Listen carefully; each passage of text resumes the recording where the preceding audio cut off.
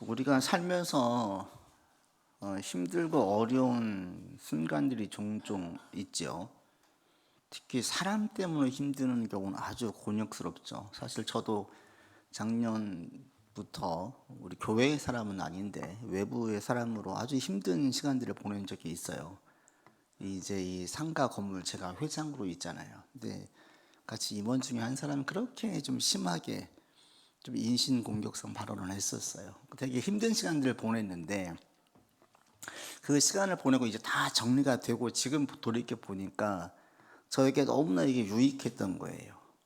그걸 통해서 제가 이 상가 건물에 대한 관리 규약을 보고 법을 공부하게 되어지고 어떤 게 맞는지 알면서 이 분야에 제가 전문가가 돼버리는 거예요. 그래서 이제 어느 정도로 능통하게 되었고, 할 수 있으면 여기 있는 분들이 다 좀 잘 되면 좋겠다. 어떻게 하면 좀 혜택이 돌아갈까. 이런 쪽의 생각들을 많이 하게 되면서 그 사람이 저한테 힘들게 했는데 도리어 그게 저에게는 매우 약이 되고 유익이 되어지는, 그리고 이제 전체적인 상황도 그렇게 잘 돌아가게 되어지는, 근데 이런 일들이 있었는데 이게 공개적으로 공론화돼 가지고 아주 시끌시끌한 적이 있었어요. 여러분들은 모르지만.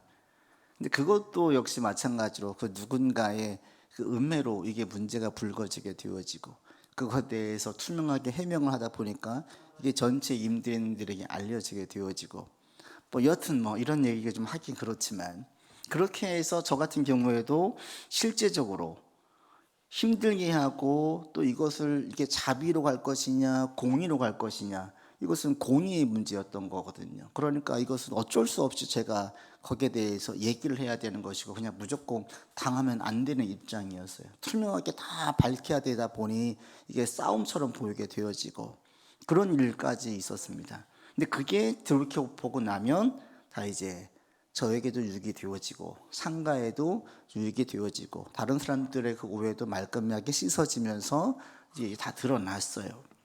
그것이 저에게도 매우 큰 유익이 되었었습니다. 그때 제 가장 큰 고민은 뭐였냐면, 이걸 허물을 덮고 내가 그냥 안고 갈 것이냐, 이걸 맞서서 끝까지 이야기를 해서 드러내서, 그렇게 되면 저 사람 한 사람이 큰 문제를 이제 당할 게 뻔하지만 그냥 이거를 드러내 가지고 공인으로 갈 것이냐, 이게 제게 가장 큰 고민이었어요. 근데 그 덕분에 그때 이제 영적인 한편으로는 그런 싸움으로 저는 인식을 했는데, 그런 시기를 통하여서 제가 좀 더 배우게 되어지고 또 전체적으로 좋게 돌아가는 상황이 됐습니다. 우리의 삶에서 이런 일들이 종종 있죠. 나는 올바르게 가려고 하는데 상대방이 시비를 걸거나 회방을 놓거나 방해를 하거나 되게 힘들어요. 사람이 인신공격을 당할 때가, 직접적으로 당할 때 제일 힘들거든요. 그러니까 일어날 때, 또 상황도 어려울 때, 이럴 때 우리가 어떻게 해야 될 것이냐.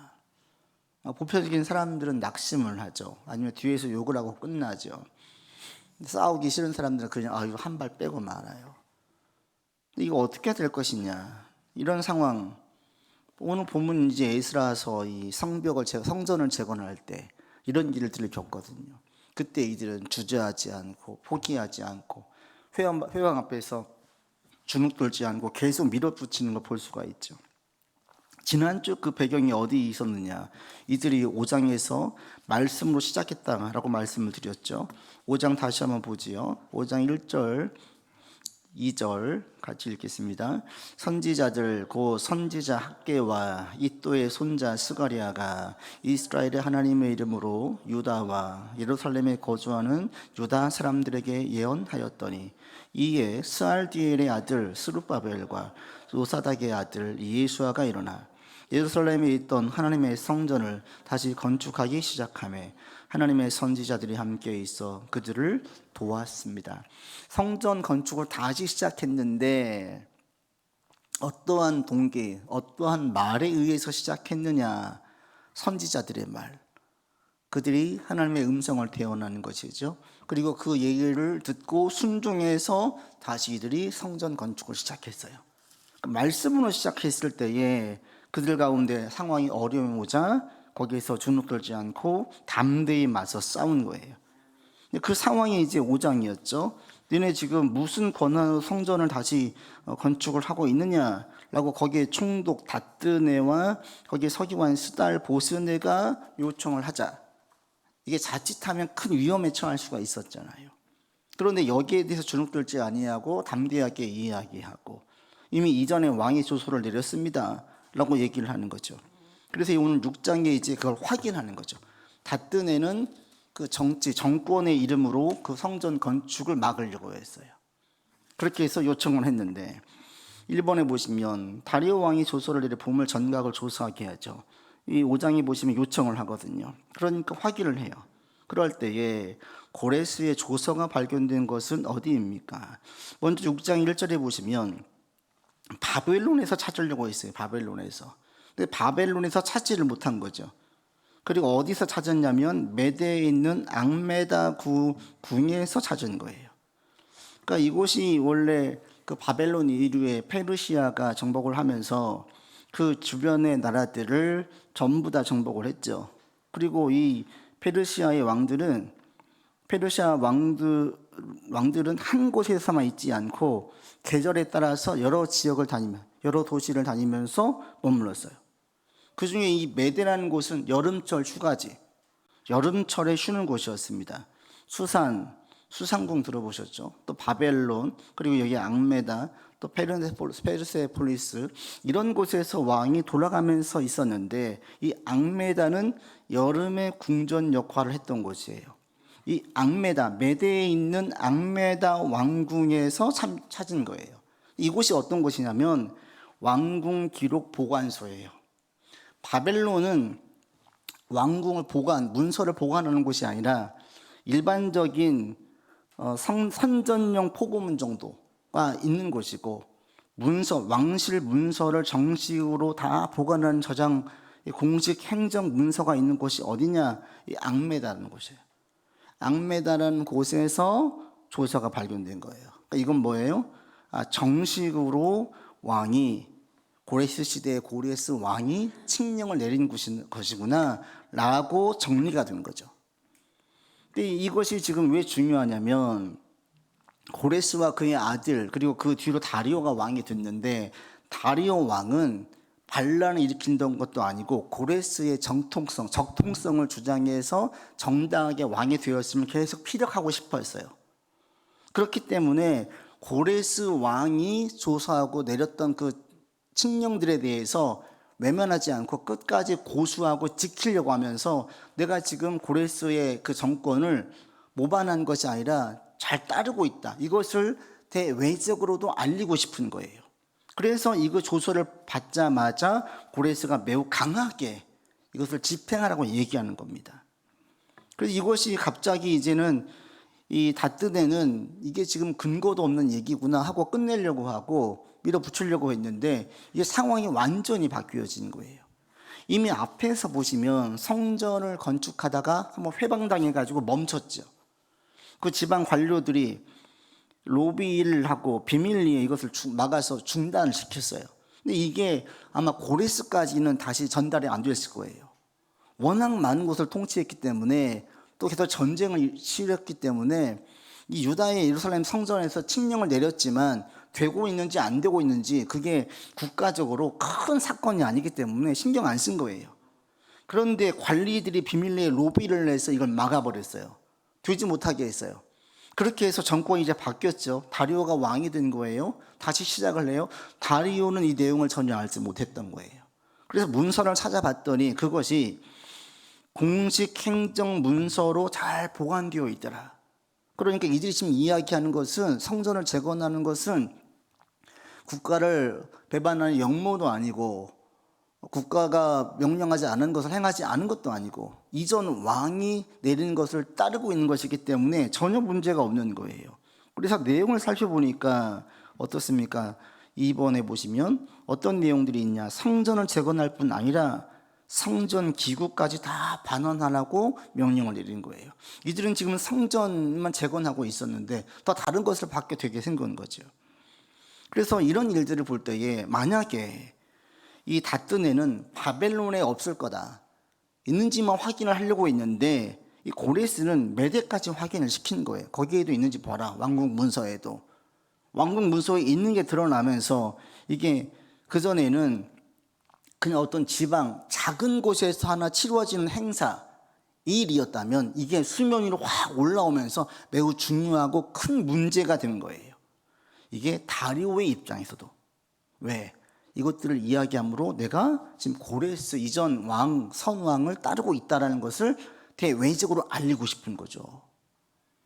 그래서 이 얘기를 가지고 보시면 다리오 왕이 매우 강하게 이 얘기를 해요.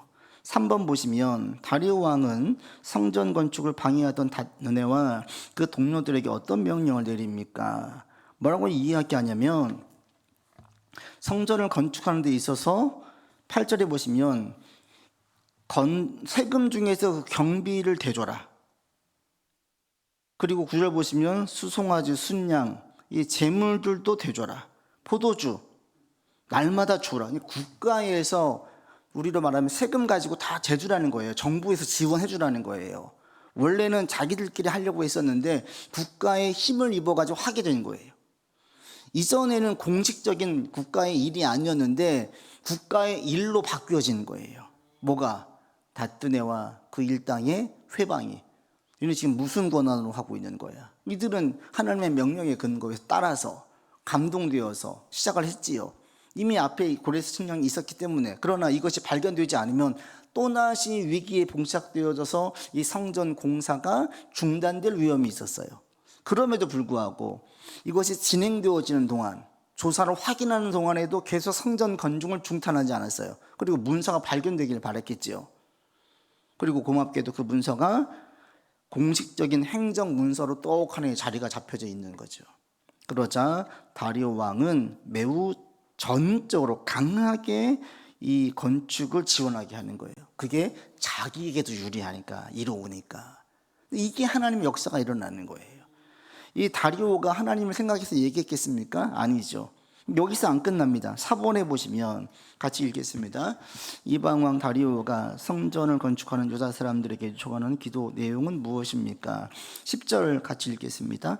그들이 하늘의 하나님께 향기로운 제물을 드려 왕과 위하여 기도하게 뭘 얘기합니까? 왕하고 왕자들을 위해서 기도하기를 요청하는 거예요. 그러니까 유다의 신을 인정하고 동시에 유다 사람들이 높여지는 거 된 거예요.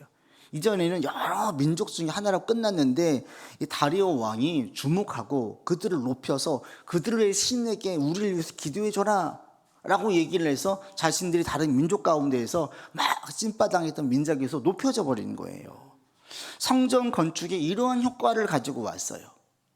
다뜨네의 방해가 이런 효과를 가지고 왔어요. 아무도 예상 못했지요. 그런데 이렇게 상황을 바꾸어서 쓰임받게 만들었어요. 그러니까 다뜨네는 회방하려고, 성전을 건축하지 못하게 하려고 이것을 문서로 확인했는데, 문서로 확인해 보니까 도리어 이게 공식적으로 힘을 얻는 계기가 되는 거예요. 그리고 왕도 이 사실을 알게 되어지자 이제는 조그만 곳에서 일어나는 행사가 아니라 국가의 행사로 가지고 와서 공식적으로 정식으로 그것을 지원하게 해주는 거죠. 이렇게 상황이 바뀌어지는 거예요.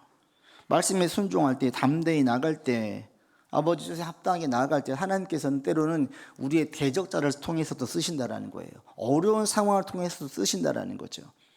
그 일들이, 그 사람들이 나중에 이 다뜨네를 어떻게 합니까? 도리어 이제 방해자가 아니라 지원자가 된 거예요. 이들이 지원해 줘야 되는 상황이 된 거예요. 왕이 얼마나 강하게 이야기했냐면 11절 보십시오. 이 명령을 누구를 막론하고 이 명령을 변조하면 그의 집에서 들보를 빼내고 집안 풍미박산 만들겠다는 거예요. 이렇게 강하게 얘기를 하는 거예요. 전혀 예상하지 못했던 일이죠. 이게 진짜 역전시키는 하나님, 상황을 변화시키는 하나님. 이렇게 해서 역사가 일어나는 겁니다. 이들이 이렇게 해서 할 수 있었던 것은 이 곳곳에 나와져 있는 하나님의 역사예요. 하나님의 역사. 하나님께서 이들 가운데 계속 했음을 이 시간에서 이야기하고 있습니다. 여러분 5장 5절에 가보십시오. 5장 5절 같이 읽겠습니다. 하나님이 유다 장로들을 돌보셨으므로 그들이 능히 공사를 막지 못하고 이 일을 다리오에게 아뢰고 그 답장이 오기를 기다렸더라. 이 에스라서에서 성전을 재건할 때 계속 이야기하는 게 보이지 않는 하나님의 손길이에요. 왕이 나서고 닷든 애가 방해하고 이스라엘 백성들은 성전 재건에 힘을 쓰고 여기에서 보이는 출애굽기에 있었던 하나님의 전능하신 손길은 보이지 않아요. 그러나 이 에스라서를 쓸 때에 믿음의 사람들은 그렇게 보지 않았어요. 하나님께서 돌보셨기 때문에 이 일들이 진행되어졌다라고 얘기해요. 그러니까 주님의 역사는 눈에 보이게 역사가 될 때도 있지만 이렇게 은밀하게 보이지 않는 가운데 믿지 않는 사람을 통해서 심지어는 방해자, 회방자를 통해서 대적자를 통해서도 하나님의 역사가 일어나게 만든다. 그러니까 우리에게 있는 일들은 전부 다 예스예요. 우리에게 일어나는 모든 일들은 전부 다 우리에게 선이 됩니다. 왜? 하나님의 통제 안에 있기 때문에. 하나님은 선한 사람을 통해서만 우리에게 이롭게 도움되게 하시는 것이 아니라 악한 사람들, 회방 노는 사람들을 통해서도 우리를 우리에게 유익이 되게 만드시는 거예요. 그리고 그 사람들이 항상 회방을 놓고 항상 반대자만 되느냐? 아니라는 거죠. 때로는 그 사람들이 도와야 되는 거예요. 그래서 5번 보시면 왕의 조서가 내리자 총독 다뜨네와 그 동료들은 어떻게 행동을 합니까? 13절 읽겠습니다. 다리오 왕의 조서가 내림에 유브라데강 건너편 총독 다뜨네와 스달 보스네와 그들의 동관들이 신속히 준행해서 어떻게 했어요? 신속하게 빨리빨리 일을 처리했어요. 왜? 왕의 강한 어필이 담겨져 있는 문서를 받았기 때문에 주저할 수 없는 거예요. 이건 왕이 두 눈 크게 뜨고 지금 주목하고 있는 일이에요. 그래서 하나하나 보자. 강하게 어필을 했어요. 그러니까 신속하게 움직이는 거예요. 방해자에서 조력자, 협력자, 심지어 보호자가 됐어요. 주변의 다른 이제 민족들이 회방을 올 수가 없게 돼버린 거예요. 그러니까 우리 상황 가운데도 마찬가지죠. 이전에는 힘들게 했던 사람이 도리어 내게 큰 도움이 되는 사람도 있어요. 협력자가 되는 경우도 있어요. 이제 어느 교회 목사님 교회 건축을 할 때 그 교회 땅을 이제 건축을 하는데 그 하나의 그 밭, 딱 그 경계선에 밭을 가진 할아버지가 계셨대요. 거기 마치 호박을 심어가지고 호박씨만 이렇게 열리고 있는데 그 할아버지가 계속 와서 얘기하는 거예요. 이 밭 넘어오기만 해봐라, 넘어오기만 해봐라, 목사한테. 호박 한 개라도 망하기만 해봐라. 막 난리를 친 거예요. 그런데 목사님이 공사하신 분들에게 신신당부를 시킨 거예요. 호박 상하지 않게 해주세요. 넘어가지 않게 해주세요. 그런데 그렇게 진짜 항상 볼 때마다 공사를 하는데도 인부들이 시간이 걸리겠지만 이걸 신경을 쓴 거예요. 그래서 교회가 다 지어졌습니다. 그 다음부터 놀라운 일이 생겼는데 이 할아버지가 뭐였냐면 공리중개사를 했는데 이사 온 사람들마다 이 교회 좋은 교회 하나 있어. 그 교회 가봐. 전도를 하는 거예요. 교회를 회방났던 그 사람이 가만히 본 거죠. 저 젊은 목사가 말을 듣나 안 듣나 보자. 그런데 그 말을 가볍게 여기지 않고 잘 들어주는 거거든요. 그러니까 이게 한편으로는 자기가 봐도 좀 너무 하잖아요. 호백 하나 상하고 안 상하고 뭐가 그렇게 중요해요. 그런데 그것을 소홀히 여기지 않고 사실은 그 호박 가치가 아니라 그 마음이죠, 마음.